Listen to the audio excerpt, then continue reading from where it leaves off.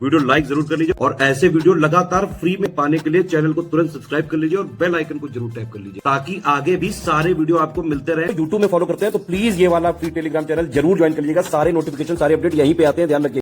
नमस्कार दोस्तों, आपका स्वागत है यूपीपीएससी बेस्ट ऑनलाइन कोचिंग के इस यूट्यूब चैनल पर। फ्रेंड्स, आज की इस क्लास में हम लोग देखेंगे जेम्स प्रथम द्वारा भेजे गए दूत। तो चलिए बात करते हैं, जेम्स प्रथम कौन था, उसने दूत कहाँ भेजे और क्यों भेजे, और यह हमें क्यों पढ़ना आवश्यक है। तो दोस्तों, क्लास शुरू करने से पहले अगर आप टीम के पेड कोर्सेज से जुड़ना चाहते हैं तो यहाँ पर कुछ नंबर्स दिए गए, आप इन नंबर पर कॉल करके पेड कोर्स से जुड़ने की प्रक्रिया समझ सकते हैं। ये ज्ञान सर का व्हाट्सएप नंबर है, आप यहाँ से व्हाट्सएप के माध्यम से भी जानकारी प्राप्त कर सकते हैं। तो चलिए दोस्तों, अब शुरू करते हैं। जेम्स प्रथम कौन था इसके बारे में समझते हैं और उसने दूत क्यों भेजा और कहाँ भेजा। देखिए, जेम्स प्रथम को समझने से पहले आपको थोड़ा सा ब्रिटिश कंपनी के बारे में समझना चाहिए, या फिर आपने पहले जो इतिहास पढ़ रखा है उसको समझना चाहिए। तो देखिए, अगर देखेंगे हम लोग तो अब तक हम लोगों ने क्या पढ़ा है आधुनिक भारत के इतिहास में कि 1453 ईस्वी में कुस्तुनतुनिया पर तुर्कों का अधिकार हो जाता है, जिसके बाद भारत या फिर आप ये कह लीजिए पश्चिमी देश और जो पूर्वी देश थे उनके बीच का व्यापार बाधित हो जाता है।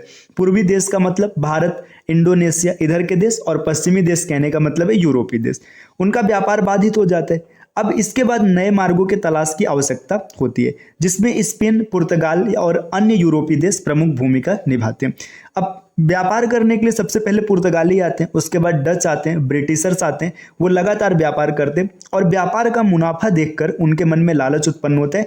वो भारत में एकाधिकार स्थापित करना चाहते हैं। एकाधिकार का मतलब कि पूरे व्यापार पर सिर्फ हमारा ही अधिकार हो। इसलिए यूरोपीय कंपनियां अलग अलग देशों में और साथ ही साथ भारत में भी भिड़ना प्रारंभ कर देती हैं और व्यापार को अपने वर्चस्व में लेते हैं। साथ ही साथ वो भारत के राजनीति में भी अपना वर्चस्व स्थापित करने का प्रयास करते हैं। तो इन्हीं क्रम में हम लोग देखने के लिए आगे बढ़ेंगे, एक एक करके समझेंगे चीज़ों को। देखिए, जेम्स प्रथम की बात करेंगे, ये एकदम शुरुआत की बात है जब ब्रिटिशर्स या ब्रिटिश कंपनियां भारत में आ रही होती हैं। देखिए, 1600 या फिर ऐसे समझिएगा 1599 ईस्वी में क्या होता है, ब्रिटिश ईस्ट इंडिया कंपनी की स्थापना होती है। उस समय उसका नाम ब्रिटिश ईस्ट इंडिया कंपनी नहीं होता है। अब इस कंपनी की जब स्थापना हुई थी तो भारत में शासन था अकबर का शासन होता है। लेकिन क्या, और यहाँ पे देखिए साथ ही साथ जो ब्रिटिश है या फिर यूरोप कह लीजिए, इंग्लैंड कह लीजिए, वहाँ पर एलिजाबेथ का शासन है। 1503 ईस्वी में एलिजाबेथ की मृत्यु हो जाती है और शासक बनते हैं जेम्स प्रथम। और भारत में 1505 में अकबर की मृत्यु हो जाती है और अकबर के उत्तराधिकारी भारत के राजा बनते हैं। तो अब यही जेम्स प्रथम क्या करते हैं, भारत में व्यापार करने के लिए अलग अलग यूरोपीय या फिर ऐसे समझिएगा ब्रिटिशर्स को भारत में भेजते हैं, अपना दूत बना करके, और व्यापार के प्रस्ताव को रखते हैं। तो चलिए समझते हैं कि जेम्स प्रथम ने किन किन लोगों को भारत में भेजा था। तो इसमें सबसे पहला नाम आता है कैप्टन हॉकिंस का। कैप्टन हॉकिंस की बात करेंगे। कैप्टन हॉकिंस को उन्होंने सबसे पहले क्यों भेजा था, क्योंकि कैप्टन हॉकिंस एक द्विभाषीय था। ये दो या दो से अधिक भाषाओं का ज्ञान रखता था और साथ ही साथ बहुत मृदु स्वभाव का था, परिस्थितियों को संतुलित करने जानता था। अब यहाँ पर देखिएगा, सबसे पहले इस नाम को याद रखिएगा, हेक्टर जहाज का नाम है जिससे कैप्टन हॉकिंस आया था। तो यहाँ पर दिया कैप्टन हॉकिंस 1608 ईस्वी में हेक्टर नामक पहला अंग्रेजी जहाज कैप्टन हॉकिंस के नेतृत्व में भारत आया, जो सूरत बंदरगाह पर पहुंचा। तो कैप्टन हॉकिंस किस बंदरगाह पर उतरा था, सूरत बंदरगाह पर उतरा था, इसको याद रखिएगा। समुद्र के रास्ते भारत पहुंचने वाला पहला व्यक्ति कैप्टन हॉकिंस था। समुद्र के रास्ते, देखिए आपने इससे पहले देखा होगा कि वास्को डिगामा ने समुद्री मार्ग की खोज की, तो कैप्टन हॉकिंस कैसे पहला हो गया, तो ये बात की जा रही है ब्रिटिशर्स के संबंध में, जबकि वास्को डिगामा एक पुर्तगाली व्यक्ति था। तो देखिए, समुद्र के रास्ते भारत आने वाला पहला अंग्रेज कौन था, कैप्टन हॉकिंस था। कैप्टन हॉकिंस बादशाह जहांगीर से मिलने आगरा पहुंचा।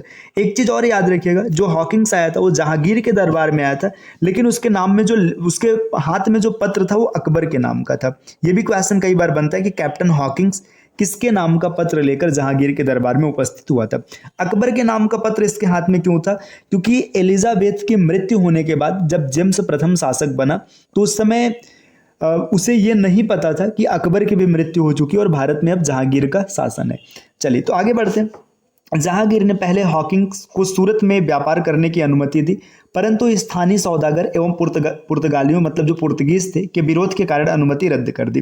देखिए क्या होता है कि जब ये हॉकिंस इनसे निवेदन करता है व्यापार के लिए तो जहांगीर अनुमति दे देते हैं, लेकिन जो पहले से चल रहे व्यापारी होते हैं उनको ये बात पसंद नहीं आती, तो वो दबाव बनाते हैं जहांगीर पर और अनुमति क्या होती है, रद्द कर दी जाती। 1612 ईस्वी में सुवाली या फिर सवाली के युद्ध में अंग्रेज कैप्टन बेस्ट ने पुर्तगाली सेना को परास्त किया या पुर्तगीज सेना को परास्त किया। इसकी वीरता के कारण 1613 ईस्वी में जहांगीर ने अंग्रेजों को सूरत में स्थायी फैक्ट्री लगाने की अनुमति दे दी। कैप्टन बेस्ट अपना बेस्ट परफॉर्मेंस देता है और क्या करता है, पुर्तगालियों को हरा देता है। अब हरा देता है तो जहांगीर क्या करते हैं, फैक्ट्री लगाने की अनुमति दे देते हैं। अब आगे बढ़ते थे कि अब बात करेंगे फैक्ट्री की स्थापना। तो फैक्ट्री की स्थापना कैसे होती है, अगर फैक्ट्री की स्थापना की बात करेंगे तो दक्षिण में ईस्ट इंडिया कंपनी ने अपना पहला कारखाना 1611 ईस्वी में मसूलीपट्टनम में स्थापित किया। ये बात किया जा रहा है साउथ इंडिया की। साउथ इंडिया में सबसे पहले मसूलीपट्टनम में कारखाना खोला गया, जबकि 1613 ईस्वी में सूरत में अंग्रेजों ने प्रथम स्थायी फैक्ट्री की स्थापना की। देखिए प्रथम स्थायी फैक्ट्री यहाँ पर भी आप देख रहे हैं प्रथम, यहाँ पर भी देख रहे हैं प्रथम। इसका माजरा क्या है, देखिए सबसे पहले जहांगीर जब आज्ञा देते हैं तो सूरत में फैक्ट्री लगाने की आज्ञा देते हैं, लेकिन उनके दबाव के कारण जो व्यापारी थे उस समय ये कंपनी वहां पर बन नहीं पाती है, फैक्ट्री वहां पर स्थापित नहीं हो पाती है। फिर क्या होता है, पहले ये स्थापित हो जाता है, इसके बाद 1613 में ये स्थापित होता है, लेकिन ये पहले माना इसी को जाता है। इसके बाद देखिए इसका अध्यक्ष टॉमस एल्डवर्थ को बनाया गया। तो ये भी याद रखिएगा सूरत में जो फैक्ट्री बनाया गया था उसका अध्यक्ष किसको बनाया गया, टॉमस एल्डवर्थ को। 1609 ईस्वी में सम्राट जेम्स प्रथम ने कंपनी के व्यापारिक एकाधिकार को अनिश्चित काल के लिए बढ़ा दिया। देखिए शुरू में जब कंपनी बनाया गया था तो उसमें जो एकाधिकार था, एकाधिकार अनिश्चित काल के लिए नहीं था, पहले 15 वर्षों का एकाधिकार दिया गया था। फिर बाद में क्या किया गया, इस एकाधिकार को आगे बढ़ाया गया और ये 1609 में कितना कर दिया गया, अनिश्चित काल के लिए कर दिया गया। तो ये हॉकिंग्स के बारे में कुछ जानकारी रही। अब हम लोग बात करेंगे सर टॉमस रो। देखिए टॉमस रो जेम्स प्रथम के दूत के रूप में 18 सितंबर 1615 में सूरत पहुंचा। देखिए जो हॉकिंग्स थे, हॉकिंग्स भी सूरत आए थे और टॉमस रो भी कहाँ पहुंचा है, सूरत पहुंचा है ना। 10 जनवरी 1616 ईस्वी में टॉमस रो जहांगीर से मिलने अजमेर पहुंचा। जहांगीर से मिलने कहाँ जाते हैं, अजमेर जाते हैं। 1632 ईस्वी में अंग्रेजों ने गोलकुंडा के बंदरगाहों से व्यापार पर एकाधिकार प्राप्त कर लिया। 1632 ईस्वी में गोलकुंडा पर क्या होता है, इन्हें व्यापार करने का एकाधिकार मिल जाते हैं। 1633 ईस्वी में पूर्वी तट पर अंग्रेजों ने अपना पहला कारखाना बालासोर और हरिहरपुर में स्थापित किया। देखिए अगर पूर्वी तट की बात करेंगे तो सबसे पहला कारखाना इनका बालासोर और कहाँ लगता है, हरिहरपुरा में लगता है। पूर्वी तट और पश्चिमी तट ये आपने भूगोल में पढ़ा होगा, आपको अच्छे से पता होगा। देखिए भारत का ये जो मतलब मान लीजिएगा प्रायद्वीपीय भारत है, ये पश्चिमी तट है और इधर क्या, इधर पूर्वी तट है। अगर बात किया जब पश्चिमी तट पर कौन कौन से देश है, जैसे देखिए आप यहाँ पर देखेंगे है ना, केरल, कर्नाटक, गोवा, महाराष्ट्र, गुजरात, ये सब पश्चिमी तट पर। और वहीं पूर्वी तट पर कौन है, तमिलनाडु, आंध्र प्रदेश, इसके बाद यहाँ पर उड़ीसा और पश्चिम बंगाल, तो ये सब पूर्वी तट पर स्थित है। तो जब बात करेंगे पूर्वी तट पर तो इनका कारखाना कहाँ लगता है, बालासोर और हरिहरपुरा में पहला कारखाना स्थापित होता है। इसके बाद और आगे बढ़ते हैं। 1639 ईस्वी में फ्रांसिस डे ने, फ्रांसिस डे को देखिए अभी आप आगे देखेंगे, इसे क्या मद्रास का संस्थापक भी माना जाता है ना। तो फ्रांसिस डे ने क्या किया, चंद्रगिरी के राजा से मद्रास को पट्टे पर लेकर वहां फोर्ट सेंट जॉर्ज की स्थापना करता है। तो फोर्ट सेंट जॉर्ज की स्थापना किसने किया था, फ्रांसिस डे ने किया था। और इसको भी याद रखिएगा कि इसे मद्रास का संस्थापक भी माना जाता है। 1661 ईस्वी में ब्रिटेन के राजा चार्ल्स द्वितीय से पुर्तगाली राजकुमारी कैथरीन के विवाह के उपलक्ष्य में अंग्रेजों को बंबई दहेज में मिला। देखिए पहले बंबई पर अधिकार पुर्तगालियों का होता है। जब पुर्तगाली राजकुमारी कैथरीन का विवाह किससे होता है, चार्ल्स द्वितीय से होता है, ये ब्रिटिश राजा थे। तो क्या होता है कि जो पुर्तगाली थे ये बंबई को दहेज में देते हैं ब्रिटिशर्स को। और बाद में ब्रिटिशर्स क्या करते हैं, मतलब जो ब्रिटिश के राजा थे, ये जो बंबई है इसे ब्रिटिश ईस्ट इंडिया कंपनी को देते हैं। देखिए आगे जिक्र भी किया गया, राजा चार्ल्स ने 10 पाउंड वार्षिक किराए पर बंबई को ईस्ट इंडिया कंपनी को सौंप दिया। गेराल्ड अंगियार को बंबई का वास्तविक संस्थापक माना जाता है। तो बंबई का संस्थापक किसको माना जाता है, अंगियार को माना जाता है। इस भी तथ्य को याद रखिएगा। चलिए दोस्तों आगे बढ़ते हैं। देखिए बंगाल में ब्रिटिश फैक्ट्रियों की स्थापना की बात करेंगे तो बंगाल में सूबेदार शाह सुजा ने 1651 ईस्वी में एक फरमान जारी कर बंगाल में 3000 रुपये वार्षिक कर के बदले व्यापार का विशेषाधिकार अंग्रेजों को प्रदान किया। देखिए बंगाल का सूबेदार है कौन, शाह सुजा। शाह सुजा क्या करता है, 1651 ईस्वी में फरमान जारी करता है और फरमान में ये लिखा होता है कि 3000 रुपये वार्षिक टैक्स दे करके जो ब्रिटिशर्स हैं यहाँ पर व्यापार कर सकते हैं। 1651 ईस्वी में ब्रिजमैन के नेतृत्व में बंगाल के हुगली नामक स्थान पर प्रथम अंग्रेजी कारखाना की स्थापना हुई। देखिए यहाँ पर बंगाल के हुगली में कारखाना कब खुल रहा है, 1651 में। तो बस इतना याद रखिएगा क्योंकि कई बार ये मैचिंग के लिए आ जाता है कि आप मैच कीजिए कहाँ पर कब कारखाना खोला गया था। हुगली के बाद कासिम बाजार, पटना, राजमहल में अंग्रेजी कारखाने खोले गए, है ना।